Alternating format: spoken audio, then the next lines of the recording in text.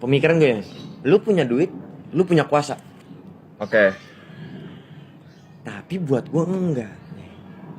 Gue nggak punya, ibaratnya gue nggak bermateri.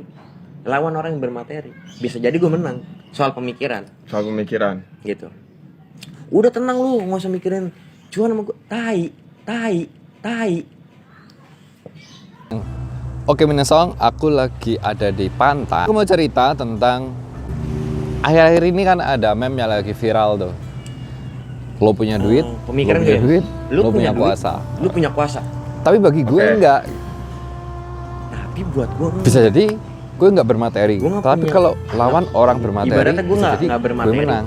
Lawan orang tapi dalam bermateri, pemikiran. bisa jadi gue menang. Soal pemikiran. Oke, tapi itu keren banget sih. Aku udah tenang lu, nggak usah mikirin mengikuti meme-nya itu juga ketawa-ketawa. Tapi di sini aku nggak mau ngetawain hal itu, tetapi sedikit mau berpikir tentang apa yang diucapkan oleh si Bayem Sore ini. Tapi keren nih, ini terjadi sama saya juga. Pemikiran si Bayem Sore ini sempat saya alami. Jadi gini, saya kerja di Jepang nih. Saya kerja dengan seorang bos yang sangat besar, ya mungkin hartanya triliunan ya di sini. Terkonfirmasi hartanya triliunan karena perusahaan besar ya, perusahaan kapal besar. Ya mereka jual kapalnya nggak yang murah-murah gitu, nggak, kapal yang besar banget gitu.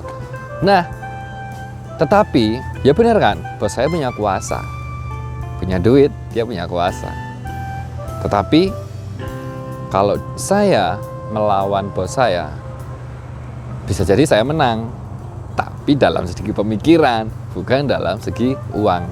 Tapi nggak totally juga ya. Jadi gini maksudnya, jadi di perusahaan tempat saya kerja ini totally semua diatur oleh perusahaan kan. Bagaimana cara pembayaran gajinya, ya kan? Peraturan-peraturannya semuanya kita ikut perusahaan. Dan dulu kita bekerja di pabrik ini juga karena ikut program pemerintah. Jadi tidak dijelaskan secara spesifik ataupun detail pekerjaannya di mana, seperti apa. Benar-benar nggak ada. Yang penting kalau kalian ingin ke Jepang, tanda tangan ini, berangkat, kayak gitu.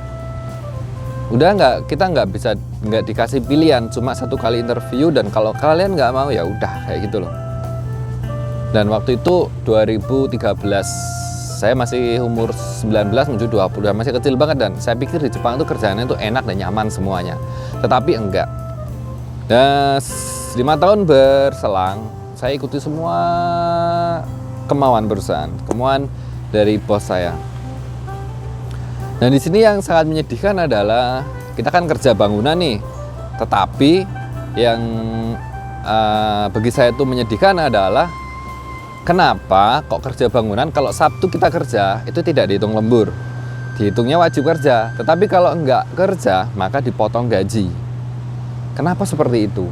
Kita tidak sedang bekerja di minimarket atau supermarket atau kerjaan-kerjaan pabrik yang ringan. Kita bekerja bertaruh nyawa, tetapi sistemnya masih disamakan dengan sistem kita bekerja di swalayan.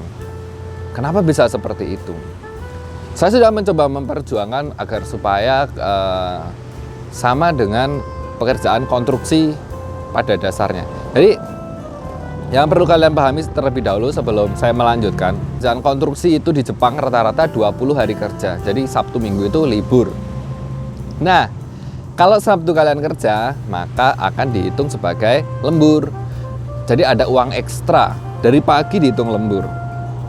Itu ketentuan bagi pemagang atau peserta dengan keahlian khusus. Tetapi itu tidak diindahkan oleh perusahaan saya, tempat saya bekerja, gitu loh. Jadi kalau Sabtu kita nggak masuk kerja, ya udah berarti potong gaji. Tapi kalau masuk kerja, itu nggak ada uangnya, karena memang sudah wajib kerja. Wajib kerja itu kita, contohnya sebulan 15 juta, ya udah sebulan itu kalian harus kerja sekian hari, nggak boleh bolos. Kalau bolos, maka gaji kalian kepotong sesuai kalian yang berapa hari nggak kerja itu. Jadi sistemnya seperti itu. Nah, bener kan? Nah, kalau karena perusahaan punya, jadi dia yang punya kuasa. Nah, tapi dari segi pemikiran saya menang. Karena apa? Saya bisa ketika di tahun ke-5 ada program pemerintah yang bernama Tokute. Setelah pindah ke program Tokute ini, kita bisa mengajukan keluhan, kita bisa mengajukan permohonan, kenapa kok ini seperti, ada negosiasi. Dan saya sudah mencoba untuk negosiasi, tetapi itu tidak terjadi. Itu kalah, lagi-lagi kita kalah dengan kuasa. Ya udah. Setelah itu karena hal-hal yang kita harapkan tidak terindahkan, maka specialist skill worker atau Tokute kita bisa pindah pekerjaan. Nah, di sini ya inilah yang maksud saya menang dari segi pemikiran. Kalau kita nggak bisa memenangkan apa yang kita inginkan, alias permintaan kita tidak di ACC nih, ya udah kita berarti bisa opsi lainnya adalah pindah pekerjaan. Jadi itu tadi yang saya bilang, iya ya bener juga, lo punya duit, lo punya duit, lo berkuasa gitu. Tapi belum tentu aku kalah sama orang yang bermateri, karena ya itu tadi. Tapi dari segi pemikiran gitu loh. Jadi pemikiran saya itu ketika di perusahaan ini kita nggak nyaman solusinya, ya udah berarti kita bisa berpindah ke perusahaan yang lain. Kita bisa mencari solusi sendiri kayak gitu. Kita bisa, ya bukan berarti menang atau kalah ya, paling nggak di sini menang dalam artian ya kita bisa, intinya kita bisa mendapatkan apa yang kita inginkan gitu loh, sesuai dengan peraturan dari negara tersebut. Nah itu tadi kenapa kok relate gitu, kenapa kok si Bayam Sore ini tadi malah relate ke saya gitu. Aneh sih gitu. Tapi awalnya saya ikut-ikut ketawa aja lihat meme-nya itu, karena memang meme-nya itu luar biasa banget, heboh dan lucu-lucu kayak gitu loh, menghibur sekali akhir-akhir ini si statement Bayam Sore ini.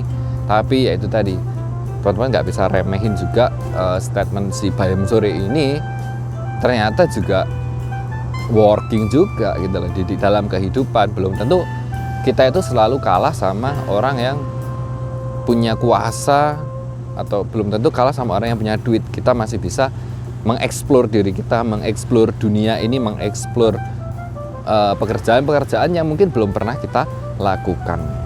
Oke, kalau teman-teman butuh saran atau advice untuk bagaimana sih cara pindah pekerjaan di Jepang, bisa langsung komen di bawah ya. Karena saya alhamdulillah sudah dalam proses. Ini dalam proses dan nanti akan saya update terus perpindahan saya dari satu daerah A ke daerah B. Bagaimana caranya, berapa lama prosesnya, apa-apa yang dibutuhkan, akan saya share juga di video yang akan datang. Oke, saya Ben Hidayat, Tokute Japan. Assalamualaikum warahmatullahi wabarakatuh.